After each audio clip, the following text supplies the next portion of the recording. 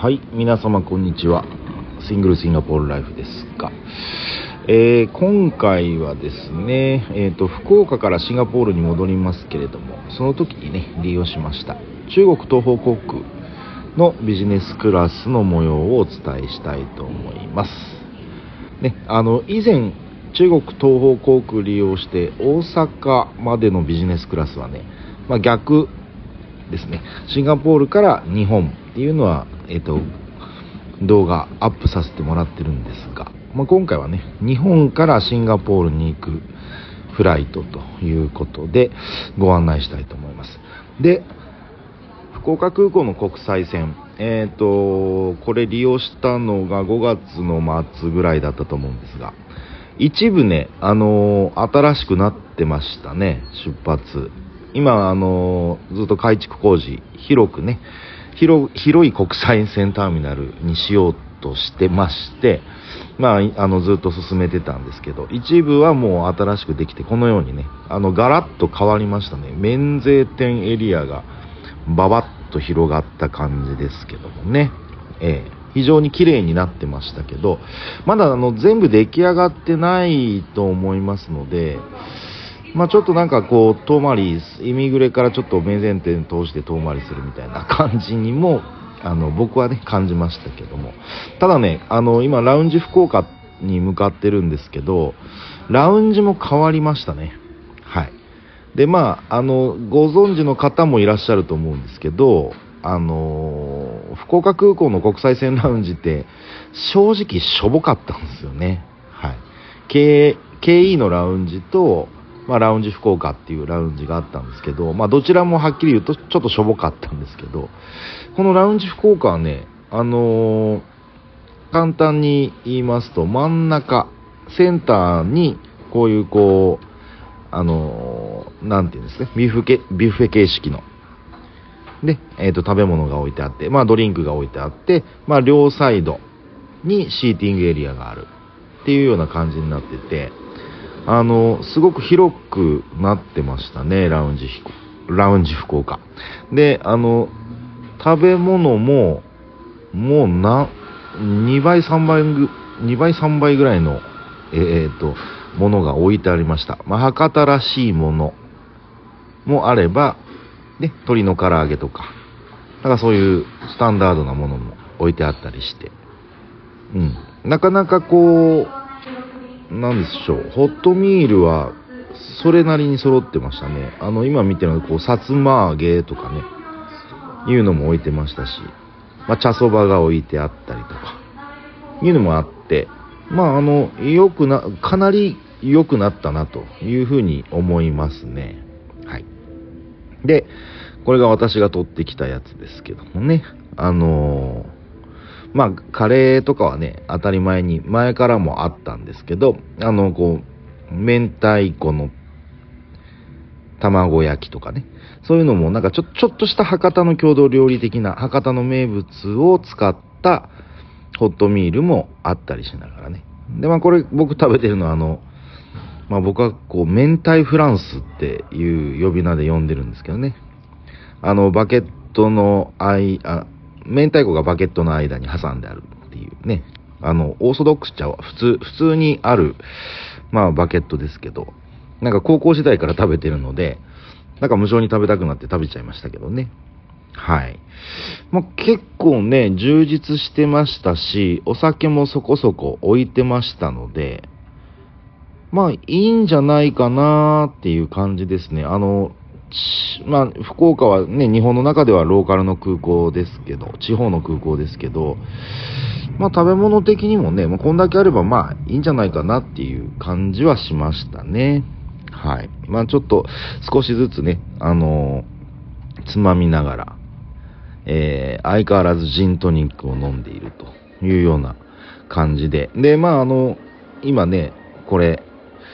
LCC、中国の LCC ですね、春秋航空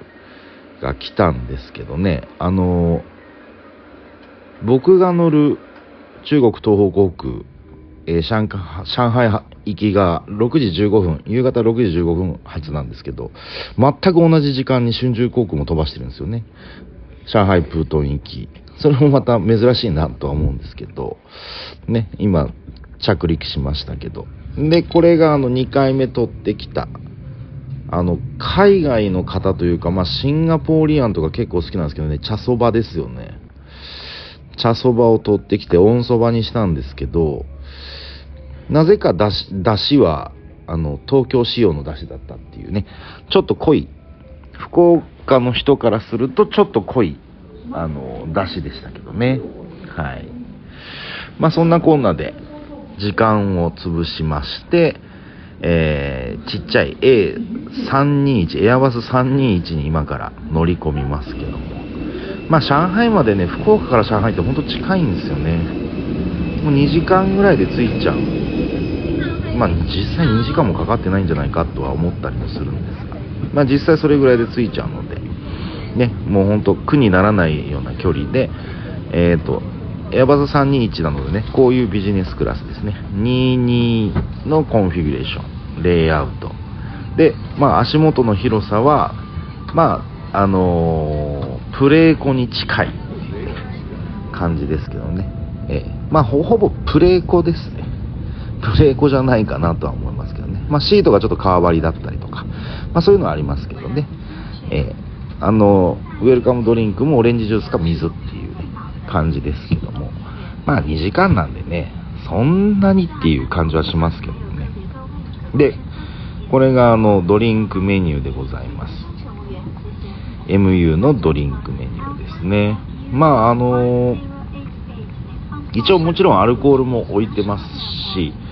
飛び立てばついでもらえるんでしょうけれども、そんなに種類はね MU ってないんですよね。これ路線が変わって長距離路線になってもじゃあ長距離路線になるといいワイン置いてるのかっていうと、確かすでにそうでもないんですよね。それがちょっとね、安い理由でもありますよね。MU のビジネスクラスってやっぱり他のビジネスクラスから比べるとやっぱりね安いんでね、そこまでお酒の種類とかそういうのはねあんまりなかったりとか、あと機内のエンターテインメントですね、もう中国のドラマ、中国の映画がめちゃめちゃ多くて、あんまり見るものがないというのが私のイメージなんですけどね。今回ね福岡からシンガポール戻るんですけど、仕事でね行ってたので手荷物がちょっとねサンプルいっぱい持って帰ってきて多くなったりとかそういう感じなんでね、仕方ないなと思いつつ、はい、間もなくね離陸となりますけれども、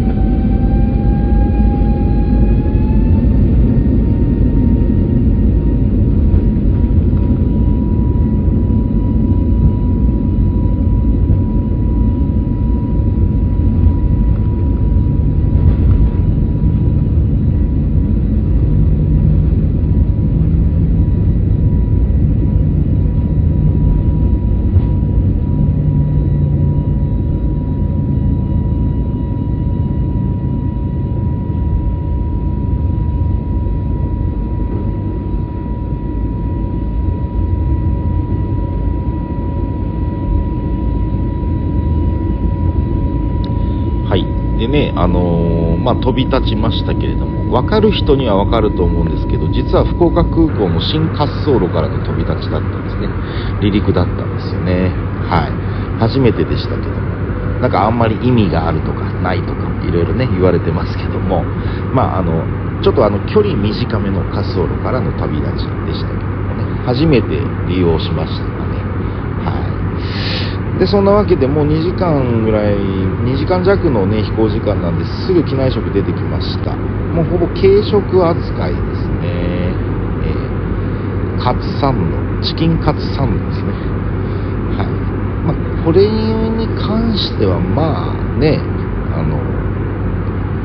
めちゃくちゃうまいはなかったです。私の食べ方が品がなくて申し訳ないですけどね、カツがない部分のパンはちょっと残してますみたいなね、こんな食べ方したらバチ当たっちゃうんでしょうけどね、可もなく不可もなくというような機内食でした。あんまりね案内することもねなかったのでちょっと残念ですけどね。短距離路線本当にねプレ横のようなビジネスクラスのシートですし、もう軽食のようなね、機内食ですので、あんまり案内することもなく、上海プートンにね、到着となります。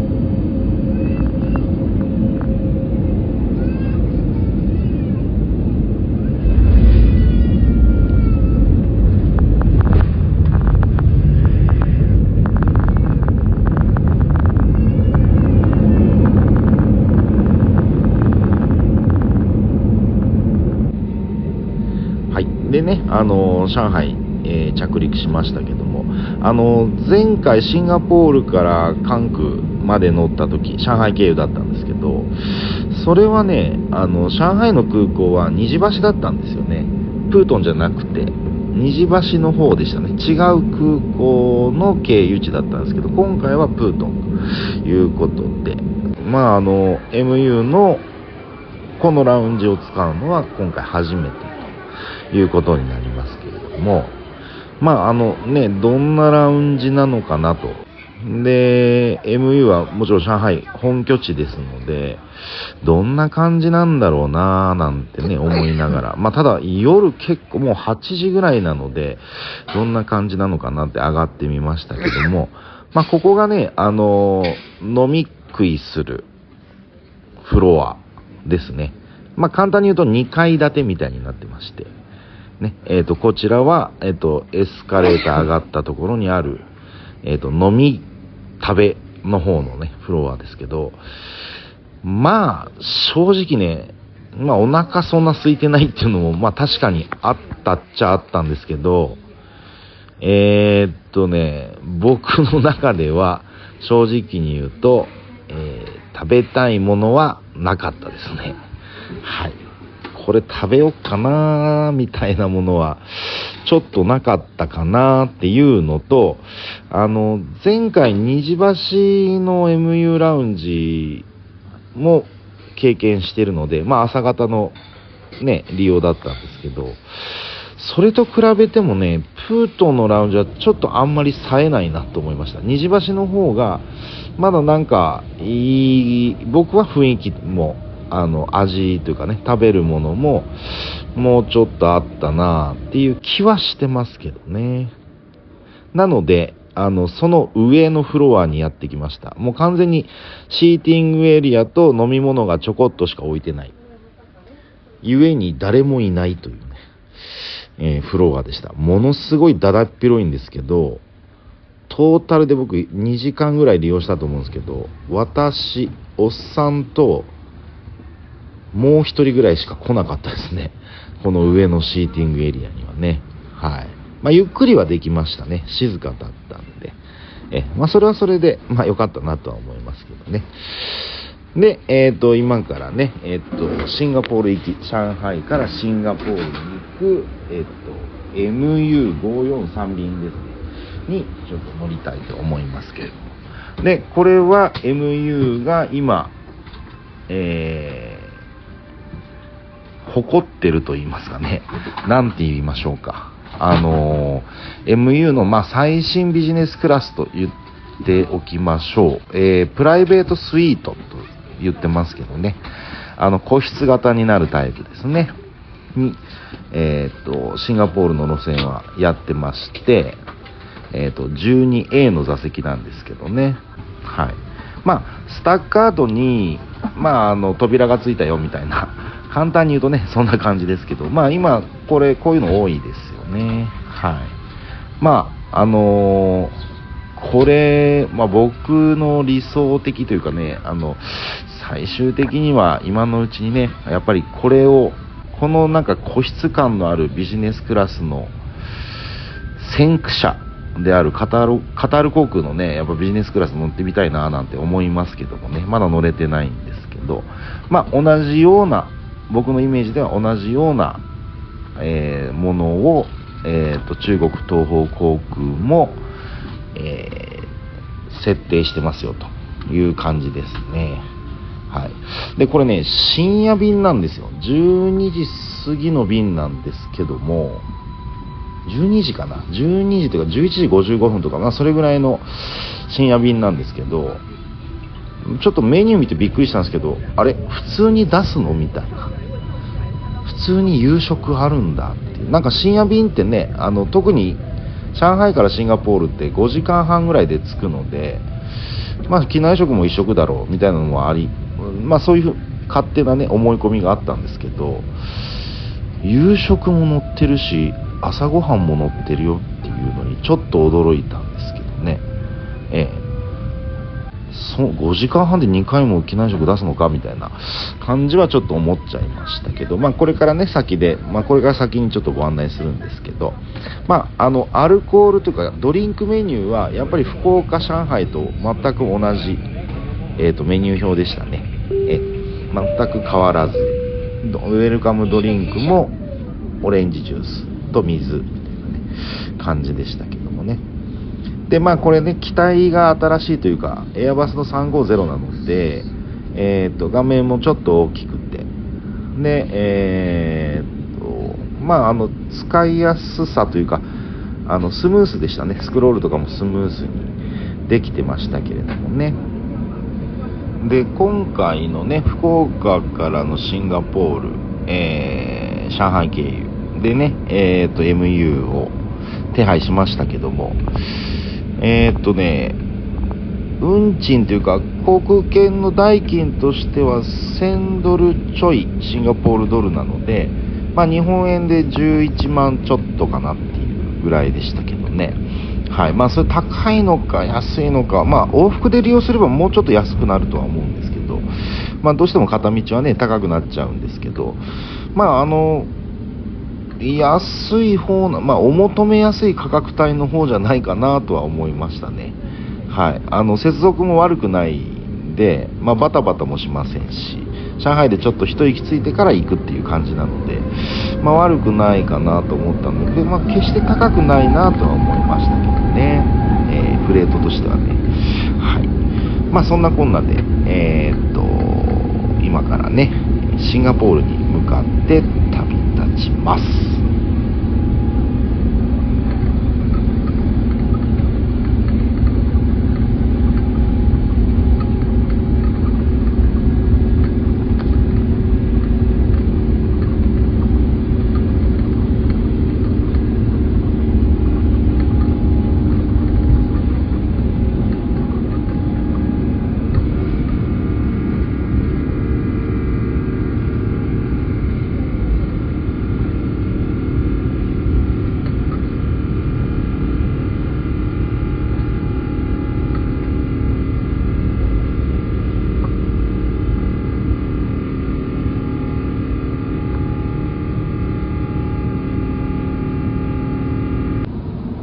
てなわけでね、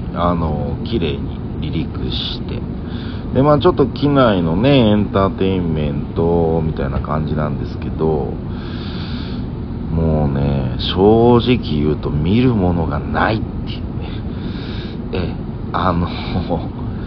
本当にすごく探したんですけど、まああんまり興味が湧くものがなかったかなというのが正直な感想でして、結局何も見なかった気がしますね。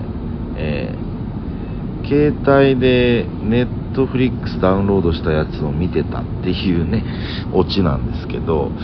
結構こんな感じでね探したんですけど全然ないんですよね本当。あともうチャイニーズドラマみたいなのが結構あったりとか、まあ映画もチャイニーズ系が多いので、ちょっとあんま興味が湧くものはあんまなかったですかね。でね、こういう個室感のあるビジネスクラスの設定になっているので、まあこう閉めるとこんな感じですね。扉閉めるとこんな感じになりまして、でこう閉めたまんまでも体1個分ぐらい通路の方には出れるっていう感じなので、まあ、非常にいいとは思うんですけどね。はい。プライバシーは完全に保たれますねっていう感じで、これが、テーブルですね。機内食が始まりますよっていう感じなので、でこれドーンと来ました、機内食。真夜中なんですけども普通に出てきましたね、やっぱり。はい、まあ前菜とかそういう感じはなかったですけど、もう一緒に出てきちゃう、ワンプレートで出てきちゃったんですけど、僕は、これはね牛フィレ肉のステーキなんですけどね、赤ワインソースかなで、それをオーダーしたんですけど、最初中華にしようと思ったんですよね。中国系の航空会社なんで。でもなんかちょっと心に引っかかるのがあって、CA さんに言って、ごめんなさい、ちょっとステーキに変えてくださいって言ったんですけど、実はですね、このステーキが僕が思ったよりめちゃめちゃ美味しかったんですよね。はい、もう完全にミディアム、いい感じのミディアムレア、ミディアムレアまではないかもしれないですけど、ミディアムに仕上がってまして、お肉がね、なんかどんなの出すのかなと思ったら、結構ね、赤身のお肉なんですけど柔らかかったんですよね。それにものすごくびっくりして今食べてるような感じです。はい。フルーツはいつも通りでも甘い方でしたね、フルーツの方。ただね、この右側にあるなんか前菜チックなやつあると思うんですけど、これはね正直あんまり食べれたもんじゃなかったなとは思いますけどね。ちょっと僕の口には合わなかっただけだとは思いますけど、ただね、このお肉はね、このステーキはちょっとありでしたね。意外にビジネスクラスで食べたステーキの中で僕は結構上位に来てしまうぐらい美味しかったです。なので皆さんが中国東方航空乗られて、もしね牛フィレのステーキ、テンダーロインステーキですねがあれば頼んでみてはいかがでしょうかっていう感じですね。CA さんのね温め具合とかなんかそういうのあるかもしれないですけど、もしあったらね食べてみてください。結構いけると思います、中国東方航空のステーキなので。実は僕オーダー変更したって先ほどお伝えしたと思うんですけど、それ最後の1個だったんですよね。最後の1個でしたって言われたのでラッキーと思ったんですけど、やっぱ知ってる人は知ってるかもしれないですね。中華よりステーキの方がうまいぞみたいな、もしかしたら知ってる人は知ってるんじゃないかなと思いましたけど、とりあえずね結構美味しかったのでちょっとびっくりしたとこですね。はい。でもう食べ終わってもう寝ますよというところで、もう寝ます。で起きたらもうシンガポールの夜景ということでね、2時間半か3時間ぐらい寝ましたかね。はい。5時間半ぐらいで着いちゃうんでね、近いもんなんですけども、今回ね福岡からのシンガポール戻りね MU利用させていただきましたが、荷物いっぱいあったりビジネス乗りたいなっていう時に、やっぱり料金的にね魅力的ですね。片道1000ドルちょっと11万円ぐらいで手配できるので、直行便はアホほど高いですからね。日本の直行便はアホほど高いのでちょっともう手が出ないんですけど、候補というかねいつもね MU は検討事項に入るんですけど、他にね中国南方航空とかもあるのはあるんですけど、いずれ乗るのかななんて思いつつね、今回は中国東方航空にしましたけど、往々にして満足できますし、コスパの良いねビジネスクラスだとは思います。では今回もご視聴誠にありがとうございました。